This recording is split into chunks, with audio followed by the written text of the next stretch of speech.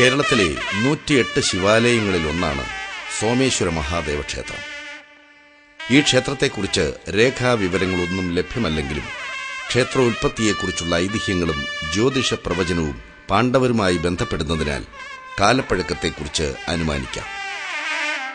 തൃശൂർ, പാലക്കാട് ജില്ലകളുടെ അതിർത്തി വേർതിരിക്കുന്ന ഭാരതപ്പുഴയുടെ തെക്കേ തീരത്ത് കിഴക്കോട്ട് ദർശനമായി സോമേശ്വരത്തപ്പൻ സാന്നിധ്യമരുളുന്നു.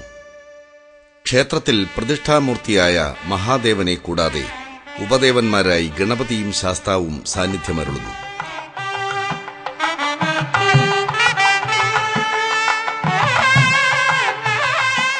സന്തതി പരമ്പരകളെ അഭിവൃദ്ധി ചെയ്യുമാറ് നാഗദേവതാ സമുച്ചയവും ക്ഷേത്രത്തിന് പുറത്ത് പ്രത്യക്ഷീഭവിക്കുന്നു. ധനുമാസത്തിലെ തിരുവാതിരയും കുംഭമാസത്തിലെ മഹാശിവരാത്രിയുമാണ് ആണ്ടുവിശേഷങ്ങൾ. പ്രദോഷ പൂജകളും വിശേഷപ്പെട്ടവയാണ്.